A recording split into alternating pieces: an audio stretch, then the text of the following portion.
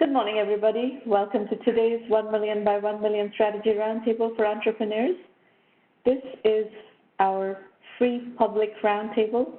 Our mission, as you know, is to help 1 million entrepreneurs reach $1 million and beyond in annual revenue, build $1 trillion in global GDP and 1 million jobs. And this is the 470th free public roundtable for mentoring entrepreneurs. It's been going on since the fall of 2008, so very long time. The event is being recorded. Every single recording is available on our YouTube channel, 1M1M Roundtables. Great learning material. If you're looking for things to listen to that will help you ideate and help you analyze ideas, a great place to go. If you're live tweeting today, please use hashtag 1M1M.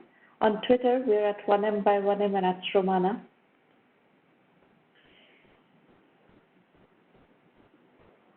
These are the call-in instructions. I will put this up a little bit later. First, we have some scheduled programming. We have a guest, and we have 2 entrepreneur pitches. Let's get through all that, but I believe we will have time to do Q&A, so I will try to call you for that. Today, we're going to start the session with a conversation with Osayi Igharo, Managing Partner at Ripple VC. Osayi, welcome to the show. Thank you very much. Thank you for having me. Osayi, let's start by introducing our audience to you as well as to Ripple VC. Tell us about yourself as well as about the mission and vision of Ripple VC. Yeah. So Ripple Venture Capital is an early stage firm. And our focus right now is partnering with exceptional founders across the continent of Africa who are building companies that are solving solutions or building solutions in data discovery and diagnostics, data security, process automation, and operational intelligence, which covers competition monitoring or space intelligence. It's more of a catch-all. So we're a small fund, $10 million fund, and so we're looking to the main goal here is to the vision, the grand vision here is to propel the continent of Africa to the forefront of innovation, and we're doing that by partnering with the absolute best entrepreneurs on the continent and working with them and giving them access to corporate partners and a large pool of high-quality mentors to help them build their businesses and grow and add value. Can you talk a bit about what's going on in Africa? So since you are investing in this space in Africa, there must be activity in Africa. Yes. Like how many such entrepreneurs are there? And when you say Africa, where do you see which continent? Which country, what kinds of areas are the concentrations of entrepreneurs in your category? Yeah, it's a great question. So there's a remarkable level of activity in Africa today. And just over the past 4 or 5 years, it's grown exponentially. Depending on the data source that you look at, either over $1 billion or over $2 billion was raised for the first time on the continent last year, from maybe 100 to about 250 deals, and in 2018 I believe it was about half of that, about 500,000. So the growth is just been ridiculous over the past few years. Quite recently, especially in the last couple of years, there's been a lot of focus on the Fintech space, made popular by a few larger Fintech startups. So we're seeing a lot of those.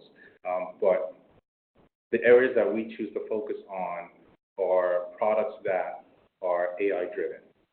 And where we see the opportunity is in drug discovery and diagnostics, and of course process automation, and absolutely data security, and like I mentioned, operational intelligence and related areas.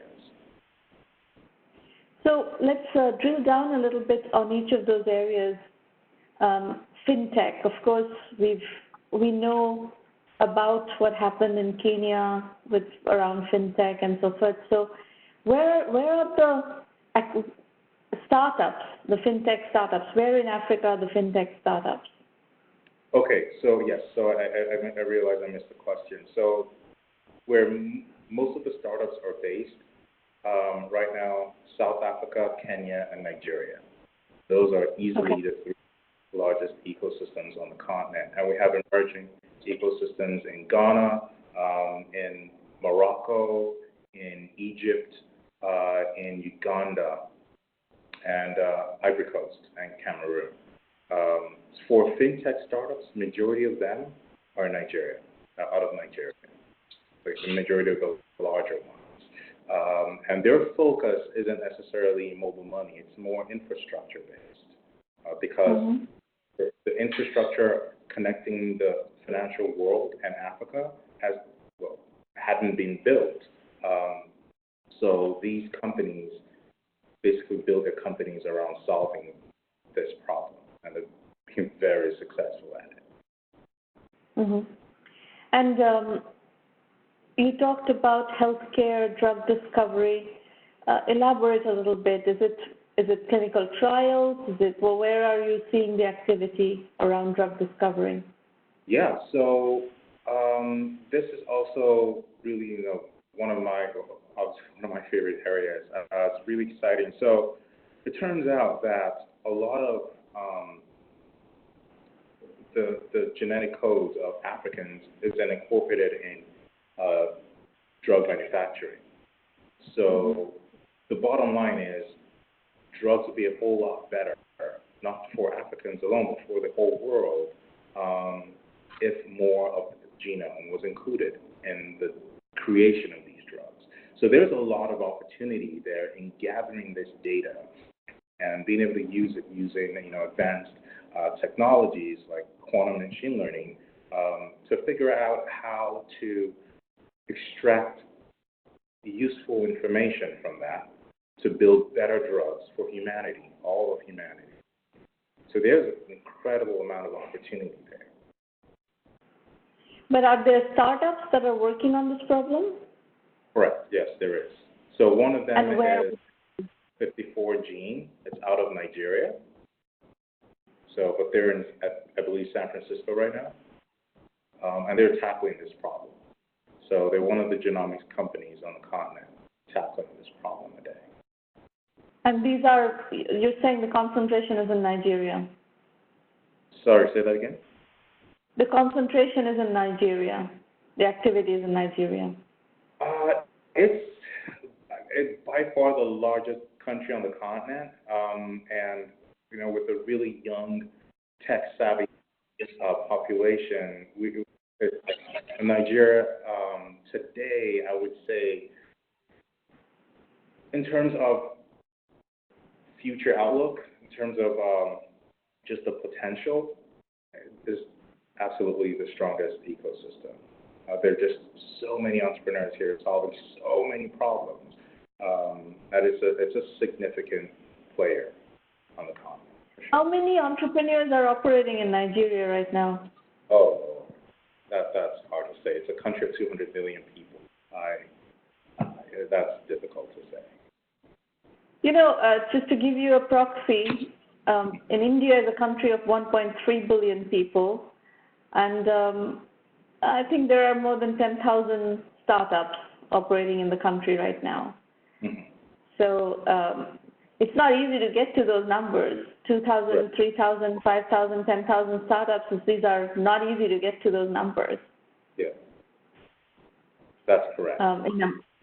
In America, 70,000 to 100,000 seed financings are happening. So this is a country of 300 million people, and the numbers are completely different. So it takes a lot of time and a lot of work from the ecosystem to get to those, critical mass of 1,000, 2,000 startups.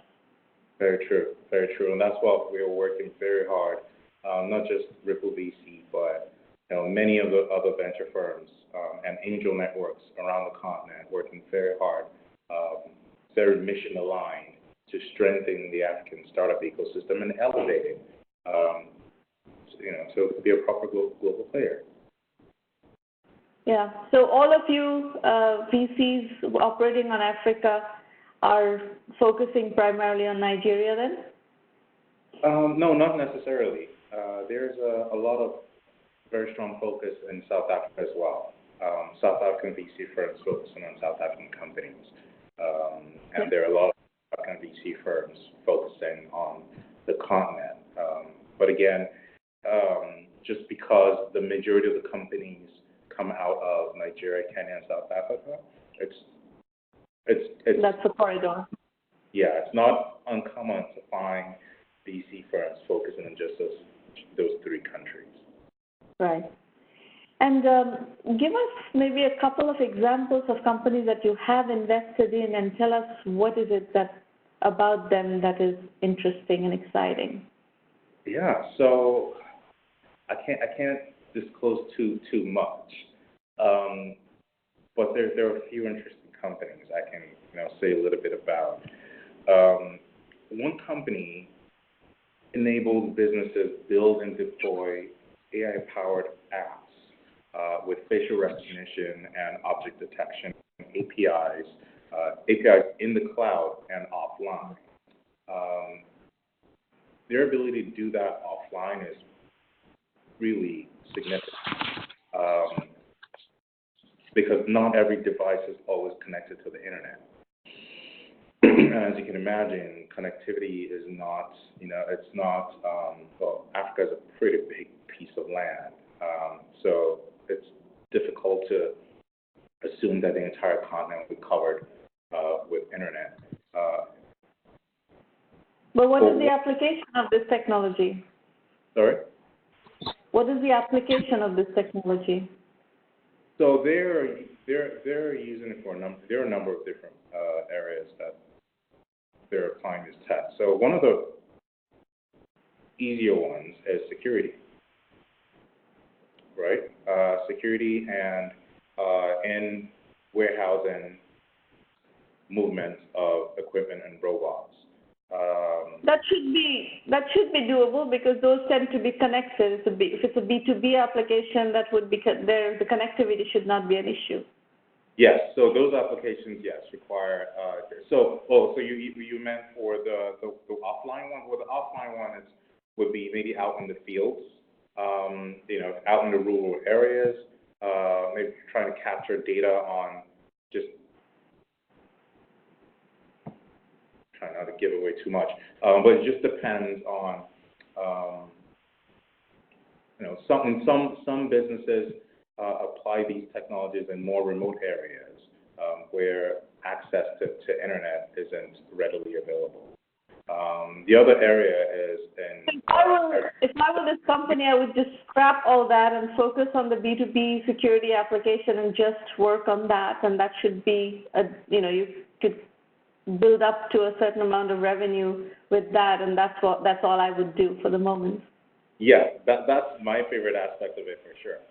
But they have a bunch of customers who are beating down the doors and looking to cater to them as well, which is fine. So there's that, and there's another company. This one's out of South Africa, really. The first one's out of Nigeria. The second one's out of South Africa. And they use consumer purchase data to provide local retailers and market insight providers with predictive analytics,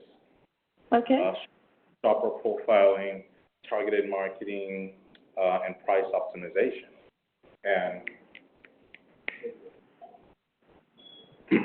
And so they're building this out and doing tremendously well. So these are all seed stage companies. Very early stage. So on the flip side, are businesses in Africa buying technology readily? Because you're giving all these examples of B2B software. Are the buyers ready? Are the buyers buying? Yes, they are. They are. So these companies are already generating revenue. Good, great. All right. And they have very massive fan bases. In fact, there are companies. One of these companies, their pilot client ran with them for 6 months, and before the 6 months was over, is looking to renew for 2 to 3 years. So they're a business. Great. Very good. Very good. It's exciting to hear about what's happening in Africa because, you know, yeah, and it's a ballooning population, so it should be over the next decade, there should be an enormous opportunity coming together. So very, very cool. Well, Osayi, thank you for your insights on the African market. I hear that you have to go right after this discussion. Yes.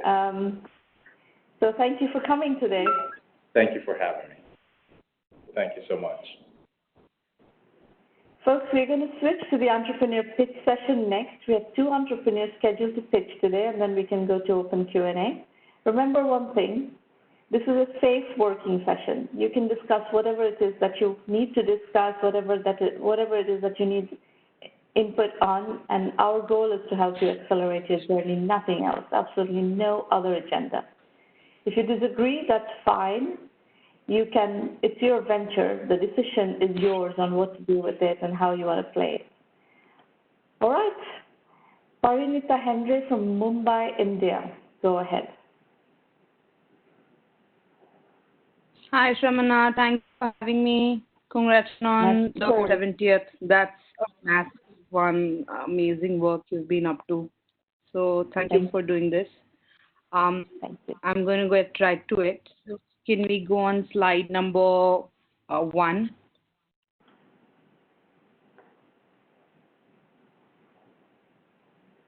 Go ahead.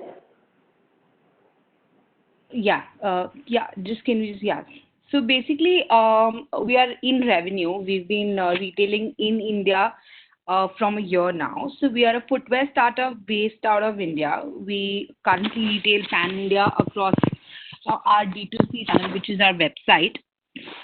And our agenda to start the brand was to have an end-use specific company. We actually looked up a lot of brands in India, and there was nothing connecting with what the next-gen consumer is looking to do or asking for. So there's a lot of you're an Indian, so you probably understand unorganized sector in India and a lot of unorganized brands in India. So nothing is connecting with a lot of next-gen Indian customers. So that is something we are trying to disrupt. So the brand is going in that direction. Okay, so the two main problems. When you say end-use specific availability, what end-use are you seeing the revenue traction in right now? We kind of have been seeing our revenue coming from a specific category of flats because the Indian customers being a flat-centric market. So almost 80% of our revenue is coming from flats and 20% from other categories. We've just started launching smaller categories. Flat sandals, flat what? Flat sandals.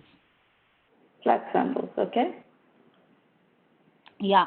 So the agenda is to obviously launch deeper categories, so comfort, work, wide feet, anything in terms of footwear related issues, something like that.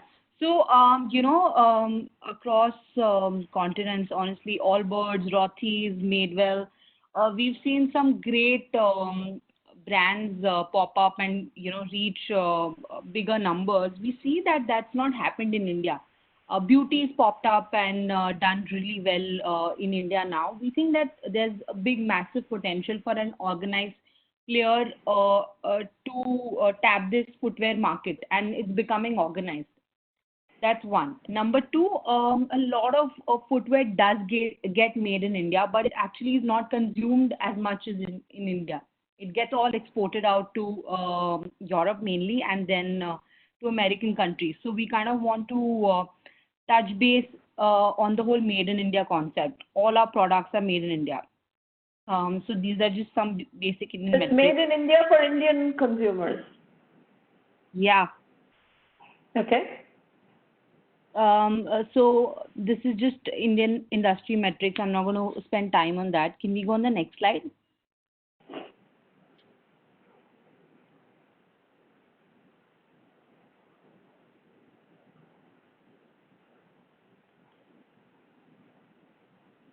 So talk about what is differentiated in this comfort flat footwear market. What is your merchandising strategy? So the merchandise, so there are lots of loopholes which we've still not, honestly, we're stuck in a lot of cases where we don't have the funding. It's completely bootstrapped. So we're kind of stuck where the funding comes in place, where we don't have the funding to kind of create a differentiator, do better shoots, launch more better products, stuff like that. So we are having hard times. Having said that, in the last 9 months, we've already sold 900, we've already shipped 900 orders. Okay, and our return rate is lower than industry standards. It's only 19%, and industry standard in this country is around 28 to 30%. So we've seen a great, feedback coming in from our customers. We've done a lot of R&D as much as we could. So I think we've gotten somewhere from this. Now we're kind of trying to raise a little bit of funding to go the next step. So Parinita, let's stay with this for a moment. Where in this, you're showing a demographic slide. What demographic are you going after? So our current demographic is tier 1 and tier 2 female demographic, mainly from 25 to 42 age range. We've seen like a customer is usually aged in that space, and 30 is she's usually a 30-year-old working woman or something like that. So this is what we've seen from the last 8 to 9 months we've been retailing. And do you have a sense of household income? Like, is this like a middle-class consumer, upper middle-class consumer? What are we talking about? Upper middle-class consumer, because we have Section A and Section A++, Tier 1 and Tier 2 kind of targeting. That is what we've been able to derive from our, PIN codes and addresses we've been shipping to. That's what we've understood from what we've been doing till now. Okay. In terms of, sorry. This is your monthly revenue chart? Can we go on the next slide? Yeah. So this is 900 orders shipped till date, and that's 25,000 PIN codes. That means we can actually ship across India. This is our sales growth, what we've done up till now. So monthly revenue is around 1.5 Indian rupees. So 1.5 lakhs to we've not reached to. So this is return on ad spend. You're doing about 1.5 lakhs. Thank you. 1.5 lakhs per month, roughly. Correct. Right now. Correct. And what is your burn rate? Right. How many people are working on this, and how much do you spend per month? So the burn is currently so there is COGS, which because we buy the inventory to sell it, and we just have 2 employees as of now, and we have a tiny office space. So the burn is around 1.5, 2-ish. So we kind of end up spending whatever we make. So you're kind of in that almost break-even zone. Yeah, correct. Almost break-even zone. Yeah. And tell me how you acquire customers. You're talking about advertising. So is it Facebook? Are you acquiring customers on social media? Yeah, acquiring customers purely through Facebook and Instagram. We've seen a good spike of organic traffic coming in from the last 2 months, that is December and January. We did a couple of collaborations with a a few Indian large players in the last 2-3 months. So that has helped us give us a good spike. Our returning customer rate is also quite decent. So there are some perks in that space. So the fundraising activity is obviously going to go for getting the CAC down and spending better to acquiring newer customers. Yeah, so that's what we've Is been there up to. repeat purchase or is it just one-time purchase that you're seeing? No, so new acquisition is obviously that is our biggest part of the customers, but there are repeat purchases. Yes. What percentage of the customers are coming back to buy more? Almost 25 to 30% is coming back to buy more again. Okay, that's very good data because that's what's raising the customer lifetime value, and that's what's interesting. Which says that over time there's that seems healthy for us also. That's what actually has been one of the positives for us too. But yeah, we kind of agree with you that there is a little bit of an issue we are also having with positioning and things like that. We're still figuring that out because we've been in the whole hustle mode of, in Hindi we say becho kind of a zone. To survive. So that's what we've been up to. Can we go on the next slide, please? Here's your repeat rate. Sorry? Yeah, no, I'm looking at your slides, your... Repeat rate, yeah. That's a little off. Okay, so your primary question, it seems, is around funding, yeah? Yeah. I am actually here to honestly connect with you and see if you can assist me with the whole process of connecting me with angels or how do we go about this. And we see a big gap in the Indian ecosystem for a footwear homegrown brand, and we kind of want to fill this gap. And just how you could help us get in touch with the correct investor. Yeah. So I'm not yet convinced that you're ready for investment. So I don't want to. Yes, in principle, 1 million by 1 million does introduce entrepreneurs to investors, but only when I consider you ready.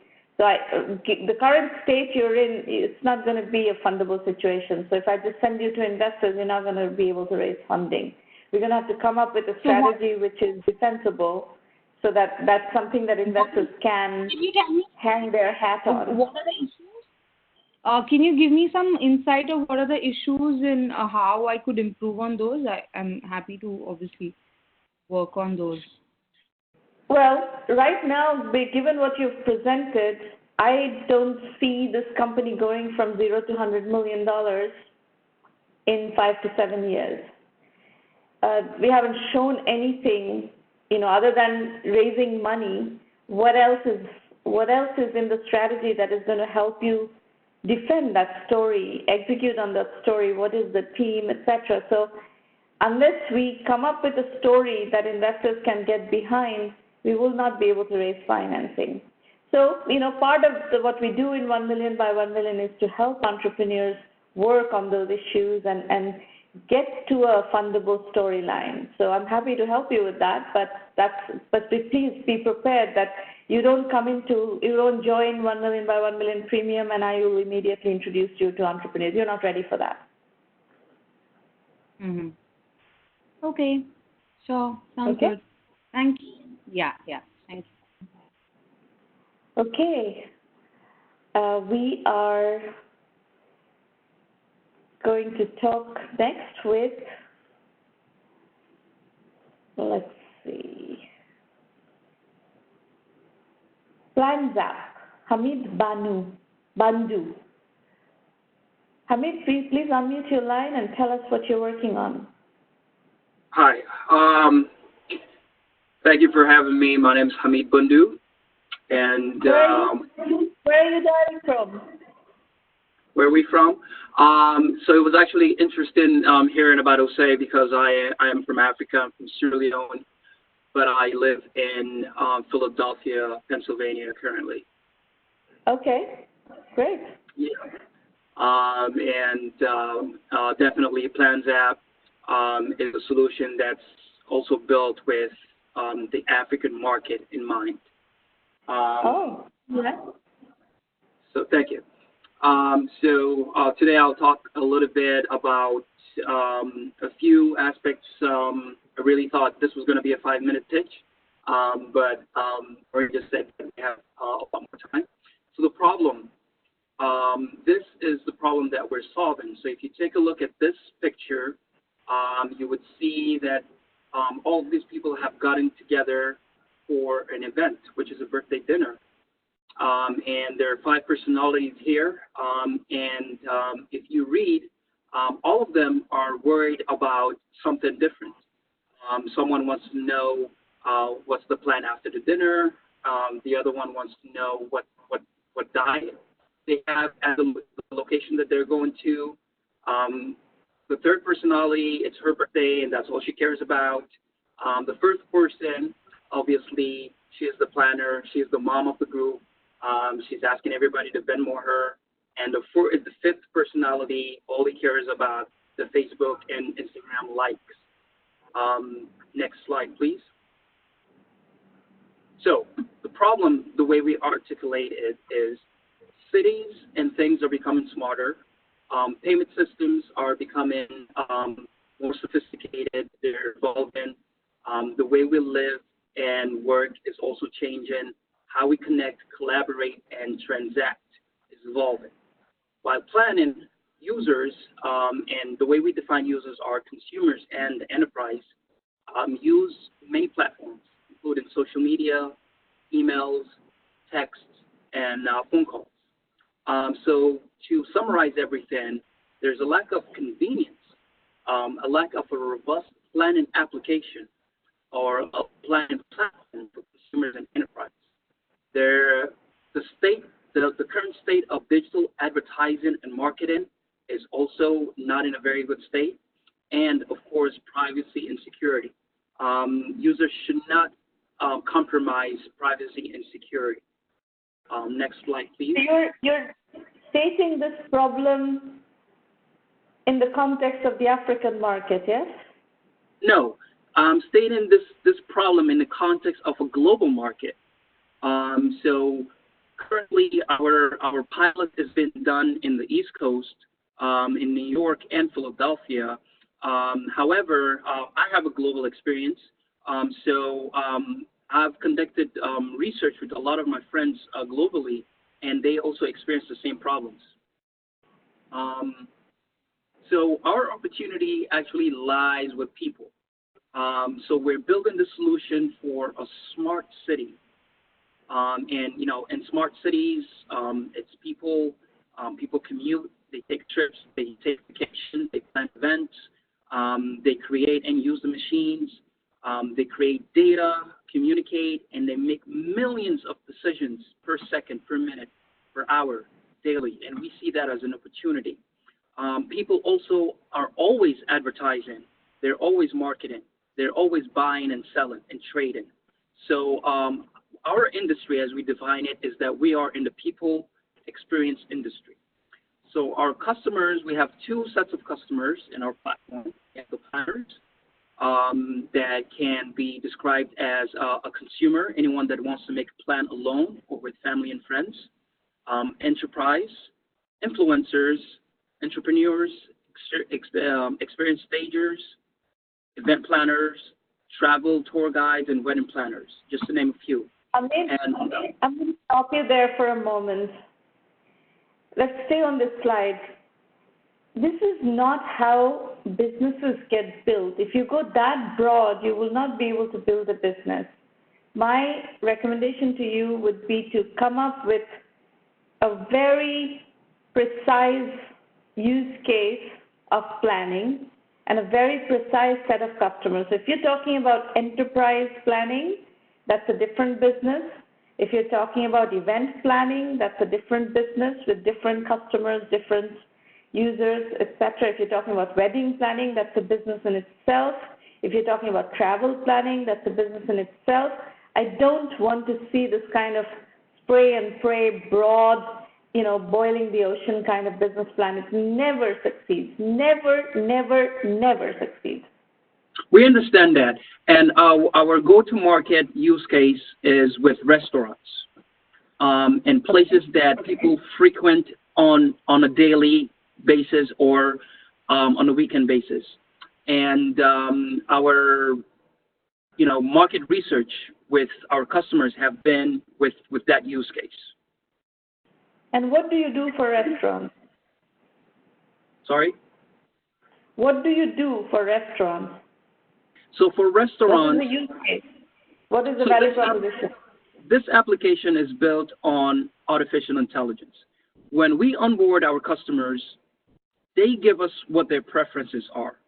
And we connect them and we match them with restaurants and other locations that provide those experiences or that preference that they want to have.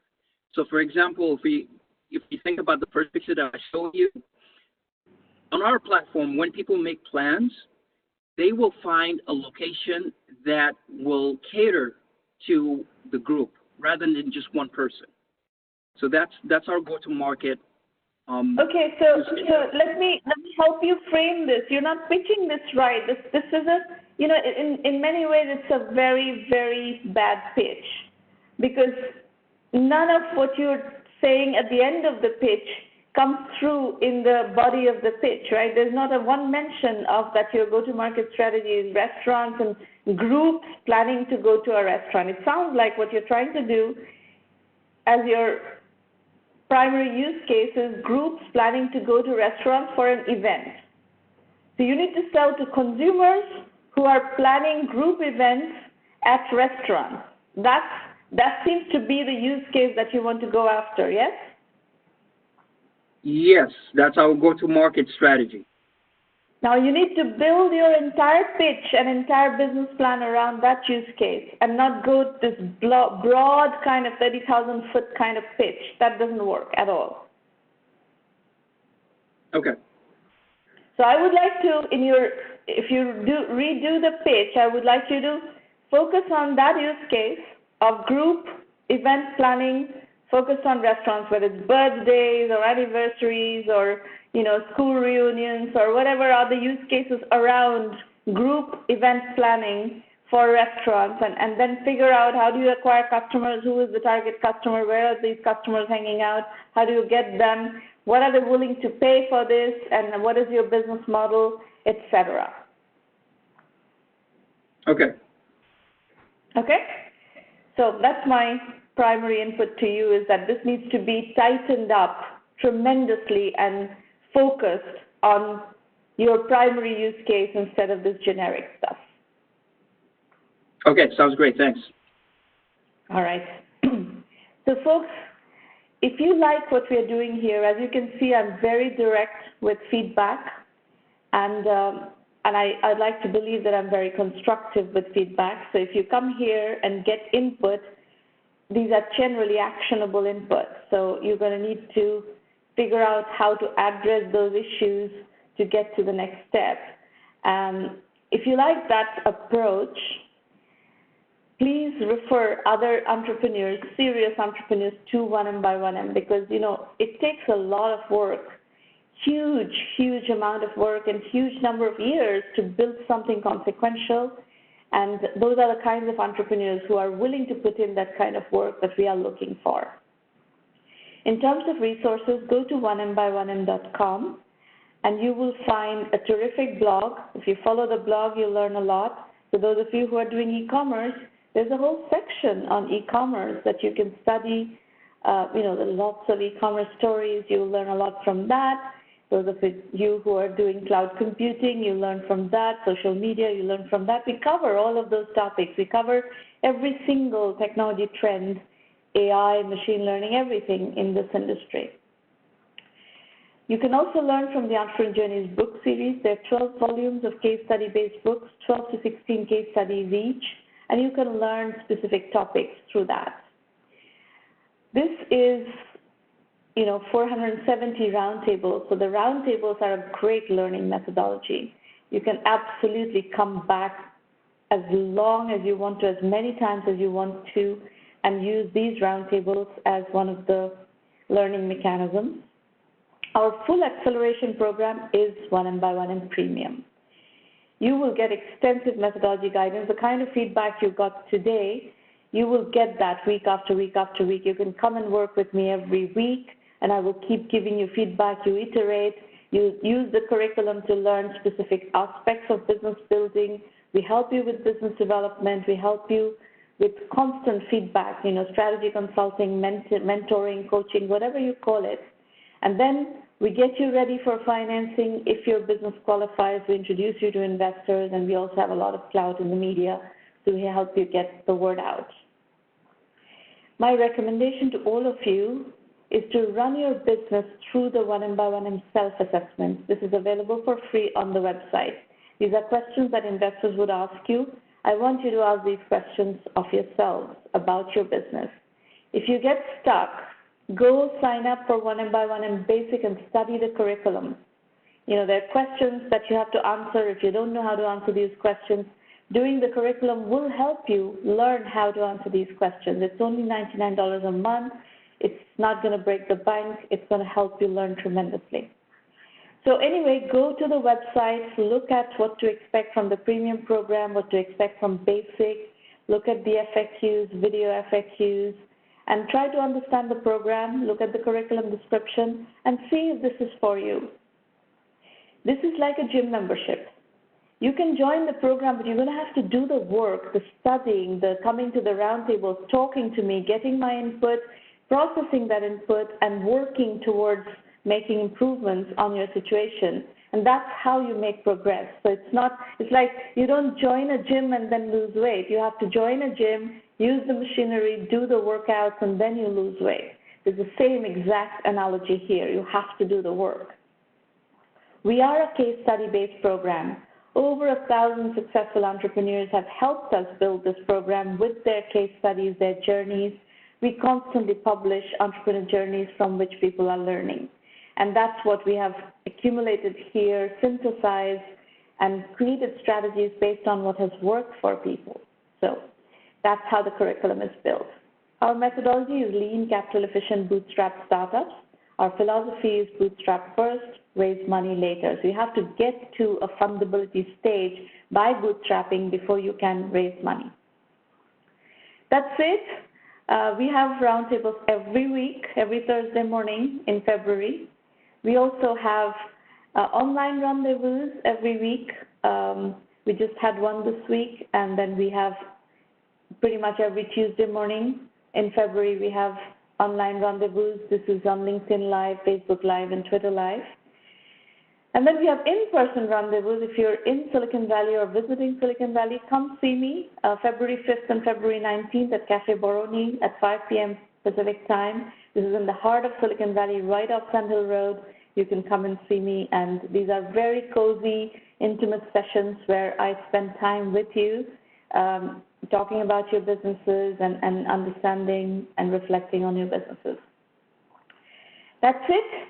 So if you would like to speak to me today further, you are welcome to call in to the audio bridge, 650-479-3208, country code 1, access code 663964531. Happy to talk to you further. Let us know if you want to call in. While you're doing that, let me also introduce you to Irina Patterson, irina@1mby1m.com. If you have questions about the 1M1M program, Irina will be your contact point. She'll be happy to get on the phone with you and answer any of your questions. She can also do Skype with you. And that's it.